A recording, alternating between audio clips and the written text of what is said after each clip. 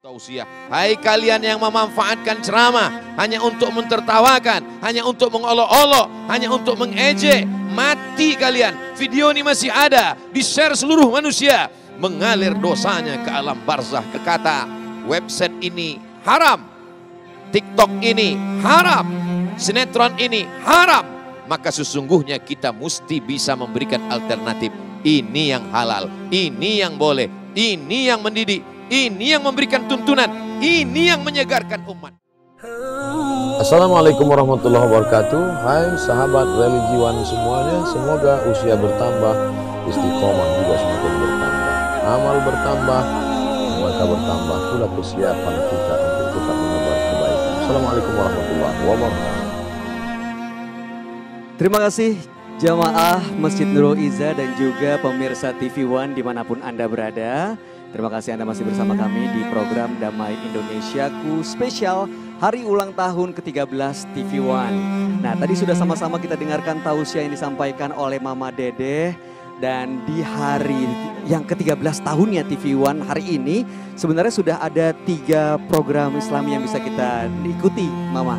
Yang pertama Assalamualaikum Nusantara, terus juga Damai Indonesiaku, dan juga acara Mama, Rumah Mama Dedeh, ya kan? Nah, pemirsa yang ingin bertanya silahkan Anda bisa menyampaikan lewat Instagram di @damai_TV1. Setelah tadi ada tausiah Mama Dedeh, sebentar lagi kita akan dengarkan tausiah dari guru kita, Ustadz kita, Ustadz Abdul Somad.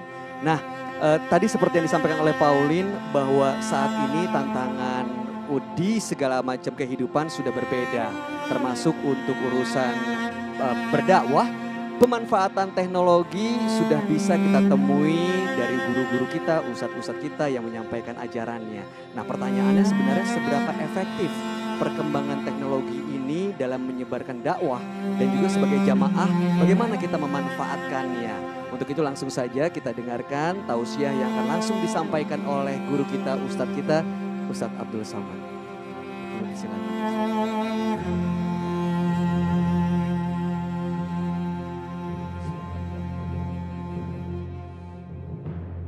Assalamualaikum warahmatullahi wabarakatuh.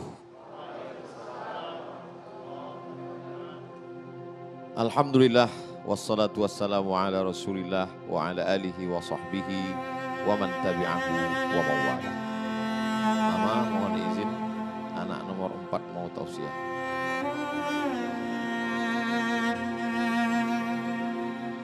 Dulu zamannya sihir, black magic. Jadi ketika itu orang bisa saja melemparkan tali temali berubah menjadi ular. Saharu a'yunan nas, mereka menyihir mata manusia. Maka sesuai dengan zaman sihir itu, yang dikirimkan Allah Subhanahu wa taala seorang nabi punya mukjizat mirip seperti sihir itu. Idrib bi'asakal hajar, pukulkan tongkatmu. Ketika tongkat itu dipukulkan, famfajarat min husnata asyrata aina, memancar 12 mata air. Lemparkan tongkatmu wahai Musa. Lalu kemudian dilemparkan, apa yang terjadi? Fa idza hiya hayyatun tas'a, maka berubah menjadi ular besar, dan ular itu memakan ular-ular kecil yang dilemparkan oleh para tukang sihir. Dan sebagian tukang sihir yang tidak takut kepada Fir'aun itu berserah diri kepada Allah, bersyahadat asyhadu an la ilaha illallah wa asyhadu anna Musa Rasulullah. Berakhir zaman Musa alaihissalam, berkembang kemajuan bidang pengobatan medis. Pada zaman itu mereka bisa mengobati orang yang buta. Pada masa itu mereka bisa mengobati orang yang lumpuh. Maka dikirimkan Allah Subhanahu wa taala seorang nabi yang bisa menyembuhkan yang lebih daripada yang biasa. Kalau yang biasa ada orang lahir matanya mohon maaf terbuka, terlihat tiba-tiba dia sakit, tidak bisa melihat, bisa disembuhkan. Tapi yang lahir dalam keadaan tidak bisa melihat, tidak bisa disembuhkan. Maka datanglah mukjizat Nabi Isa alaihissalam. Yubri'ul akmaha wal abrasa, menyembuhkan yang buta, yang kena penyakit kusta, yang lumpuh, wa yuhyil mauta, menghidupkan orang yang mati pun bisa. Biiznillah, dengan izin Allah. Karena dia bukan Allah. Dia adalah Abdullah, hamba Allah. Dia adalah Rasul utusan Allah. Nabi Muhammad adalah hamba Allah. Nabi Isa adalah hamba Allah. Yang berdiri ini hamba Allah juga. Cuman bukan Abdullah, Abdul Somad. Lalu kemudian datanglah masa berganti, musim berubah. Zaman itu mereka menulis syair-syair, kata-kata yang indah. Tapi kata-kata yang indah itu mereka rangkai berubah menjadi kalimat. Kalimat hanya untuk menyanjung-nyanjung penguasa, memuji-muji orang kaya. Maka apa kata Allah? Wa ma 'allamnahu syi'ra wa ma yanbaghi lah. Dia tidak layak bersyair karena syair datang keluar dari mulut pendusta. Tapi dikeluarkan kata-kata mirip seperti syair tapi lebih indah daripada syair. Itulah dia mukjizat Nabi Muhammad sallallahu alaihi wasallam. Mukjizat Nabi Musa, mukjizat Nabi Isa, mukjizat Nabi Muhammad SAW sesuai untuk menjawab tantangan zamannya. Lalu kemudian muncul lagi hebat, bicara orang bisa disiarkan melalui radio. Maka muncullah, mukjizat sudah habis. Tapi ada kelebihan yang diberikan kepada para nabi, ada yang diberikan kepada pewaris para nabi. Al-ulama warathatul anbiya, para ulama yang mewarisi para nabi. Jadi pada masa era radio muncullah ulama-ulama. Buya Hamka kajiannya disiarkan melalui radio. Kiai Haji Syafi'i Hazami kajiannya disiarkan melalui radio. Selesai masa radio, datang masa televisi. Kita mengenal almarhum Kiai Haji Zainuddin MZ melalui televisi. Lalu kemudian macam-macam tuan-tuan guru kita. Lalu kemudian sampailah masa sekarang. Kalau dulu ada beberapa televisi, sekarang satu orang bisa punya 3 channel televisi. Di antaranya channel TV Abdul Somad di YouTube. Bahayakah ini? Apa dampak positifnya? Apa dampak negatifnya? Ustadz Somad gimana bisa kenal, tahu, ngerti kapan pertama kali mendengar ceramah Mama Dede? Saya tahunya justru dari TikTok. Ada orang ngasih ngirim saya video pendek. Tapi waktu itu saya belum lihat videonya, baru dengar suaranya. Dari suaranya dikatakan, Mama boleh nanya, gimana sikap kita kalau suami kita dilarikan pelakor? Ibu-ibu! Kok wajahnya lain? Ternyata suara diambil tapi dirubah. Selama orang itu masih pakai hijab, tujuannya untuk menyebarkan dakwah. Tapi kalau sudah menggunakan itu hanya untuk mengolok-olok, mengejek-ejek, maka saya keluarkan satu tausiah. Hai kalian yang memanfaatkan ceramah hanya untuk mentertawakan, hanya untuk mengolok-olok, hanya untuk mengejek, mati kalian. Video ini masih ada, di-share seluruh manusia. Mengalir dosanya ke alam barzah kalian. Delete segera. Saya tidak tahu apa di-delete apa tidak. Tapi yang jelas sudah kusampaikan ya Allah. Setiap zaman ada tokohnya, setiap tokoh ada masanya, setiap waktu ada cara yang dipakai. Maka sekarang metode dakwah menggunakan alat-alat komunikasi multimedia zaman milenial. Dulu waktu saya kecil ada acara menyambut tahun baru Hijrah, malam nuzulul Quran 17 Ramadan, Maulid Nabi 12 Rabiul Awal, 27 Rajab Isra Mi'raj, diadakan di masjid di Tanah Lapang, lomba azan, lomba imam, lomba khutbah, lomba ceramah. Dulu, sekarang kita buat model baru. Lomba apa? Musabaqah vlog. Lomba buat video pendek. Supaya apa? Supaya anak-anak muda terbiasa membuat konten 1 menit. Bagaimana dia bisa menggabungkan antara otak kanan dengan otak kiri. Bagaimana dia bisa bicara bermakna, tapi kemudian juga tidak kehilangan entertainnya. Bagaimana dia bisa bicara ada kalimat yang menguntungkan bagi dakwah, tapi juga bisa dinikmati orang banyak. Mengapa orang suka mendengar ceramah Mama? Dari mana Ustadz mengadakan ini? Ustadz survei? Enggak. Terus? Ya saya tanya mama saya, almarhumah dulu. Siapa di antara penceramah yang emak suka? Beliau tunjuk ini. Kenapa? Karena jawabannya langsung to the point. Karena dia tidak segan, tidak sungkan mengatakan ini boleh, ini tidak boleh. Ini halal, ini haram. Tidak basa-basi. Aku suka kata dia. Oh, tabarakallah. Tapi saya yakin dan percaya di balik itu semua bahwa yang keluar dari mulut ini adalah apa yang ada di dalam hati. Mungkin ada sholat sunat khusus, mungkin ada sholawat khusus, mungkin ada zikir-zikir khusus. Tapi kalau ini hanya dinikmati orang hanya di dalam masjid saja, di musola saja, terlalu minim. Maka mesti di-share melalui www.youtube.com. Subscribe, like, and share.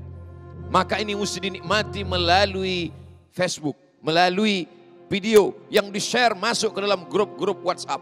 Kalau itu dapat kita lakukan, kita sudah memanfaatkan multimedia, telekomunikasi, termasuklah TV yang tidak hanya sebagai tontonan, tapi sebagai tuntunan.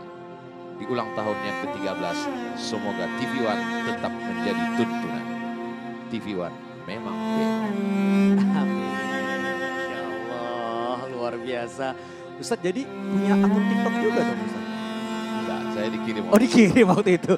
Saya pikir ngelihat dari akun TikToknya Uwas, ngelihat akunnya Mama Orang Dede. punya video pendek, dia kirim ke WA. Oh ke WA. Apa ini kok lain suaranya, lain wajahnya? Oh gitu ternyata di dubbing dan Ya, dubbing. Iya iya baik. Nah itulah perkembangan. Kalau Mamah melihat ada orang TikTok seperti itu, saya berpikir artinya itu anak yang membuat TikTok nontonnya berkali sehingga bibirnya tepat. Artinya merasuk dalam hatinya, insya Allah mengamalkannya. Itu Mama. Masya Allah luar biasa. Terima kasih Uwas dan juga Mama Dede. Bagaimana tadi kita mendapatkan penjelasan bahwa teknologi apabila dimanfaatkan dengan tepat maka efeknya juga akan sampai ke titik yang tepat. Tapi selain manfaat tentu ada juga yang perlu kita waspadai yaitu mengenai mudaratnya. Bagaimana bahayanya teknologi ini dalam peranan dakwah. Nanti kita akan lanjutkan tausiah dari Uwas, dari Ustadz Abdul Somad. Untuk itu tetap bersama kami di Damai Indonesiaku spesial hari ulang tahun ke-13 TV One. Saya berangkat dari Pekanbaru Riau menuju Kepulauan Riau, Batam lebih kurang 1 jam naik pesawat. Dari Batam naik pesawat lagi ke sebuah pulau di tengah lautan. 1 jam lagi. Sampailah ke pulau, begitu turun musibah besar terjadi. Apa musibahnya Ustadz? No signal. Tidak ada signal sama sekali. Tapi kemudian banyak jamaah yang menyambut, datang berdatangan. Ustaz Somad, anak-anak kecil. Ustaz Somad, Ustaz. Lalu saya tanya, kamu kenal dari mana? Kan di sini gak ada signal. Kata mereka, kami nonton TV. Saya nggak masuk TV. TV mana yang kalian tonton? TV One. Ternyata televisi bisa menembus yang tidak dapat ditembus oleh internet. Disitulah saya mulai bangkit semangat untuk berceramah di televisi. Dulu semangat juga, sekarang kurang. Setelah itu semakin semangat. Dan jamaah pun terpukau. Jangan pakai narkoba, nanti kamu sakau. Sakau tanda-tanda hari kiamat. Jamaah banyak yang terpukau melihat tausiah anak Mama Dede yang nomor 4.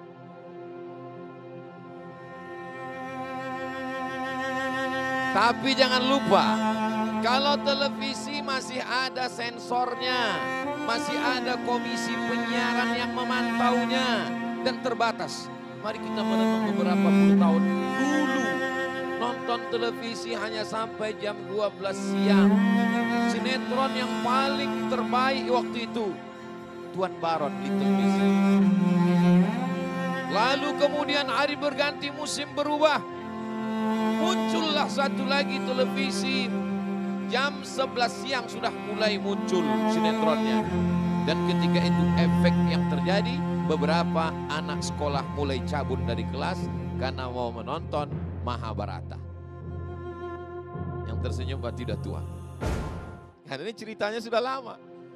Lalu kemudian tumbuhlah seperti jamur di musim hujan.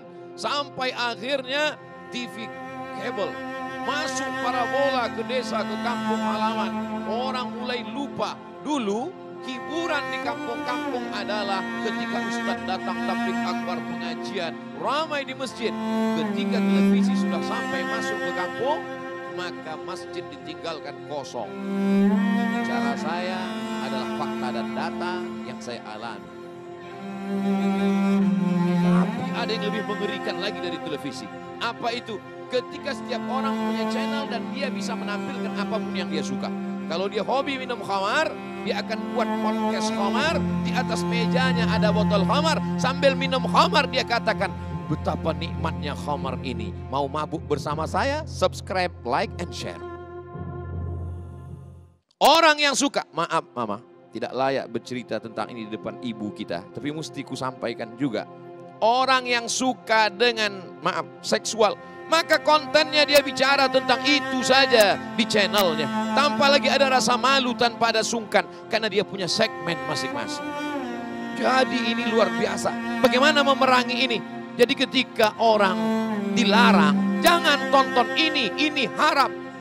Kita tidak bisa larang orang. Dia akan bertanya, kalau ini haram, yang halal mana? Alhamdulillah, ketika kita katakan, jangan tonton TV ini, jangan tonton TV ini. Lalu yang mau kami tonton mana? Tontonlah Damai Indonesia.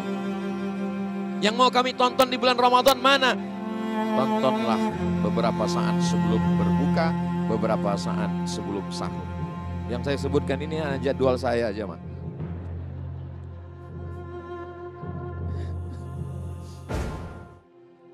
Ustadz Somad mengatakan membuat TikTok lip sync ceramah Ustadz itu katanya nggak setuju. Ngejek-ngejek Ustadz.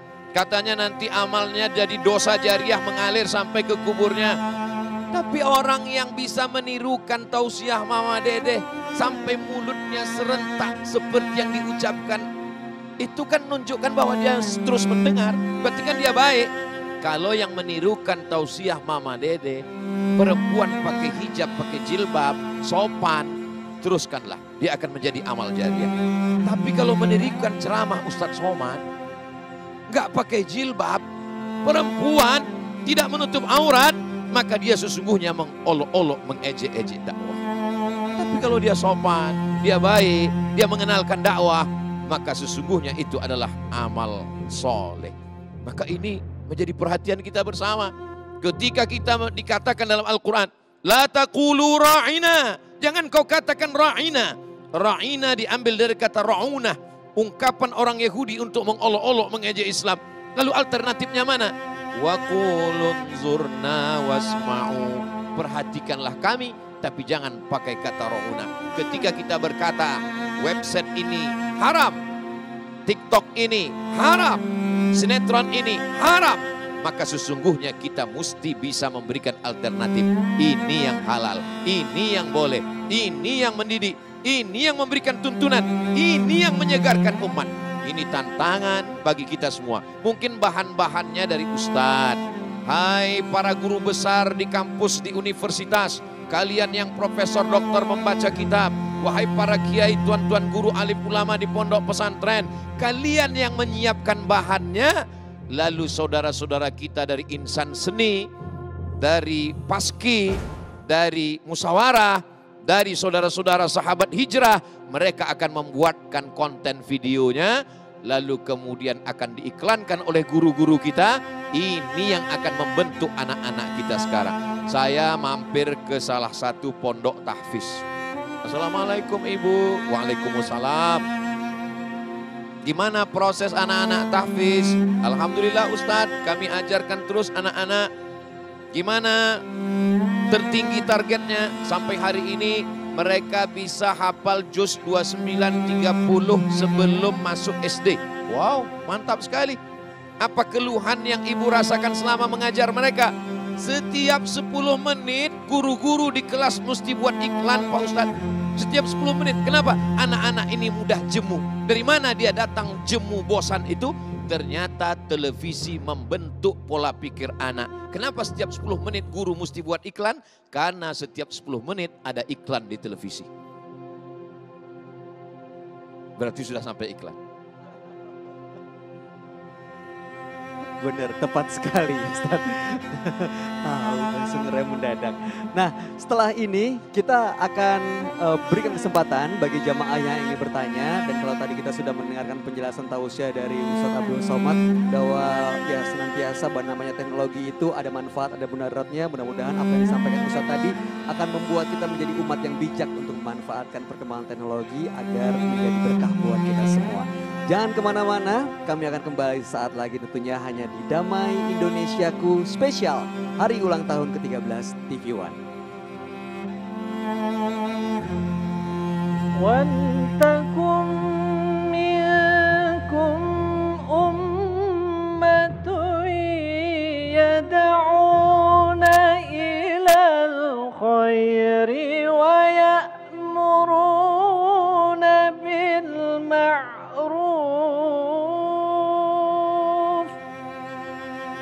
وَيَنْهَوْنَ عَنِ الْمُنكَرِ وَأُولَئِكَ هُمُ الْمُفْلِحُونَ.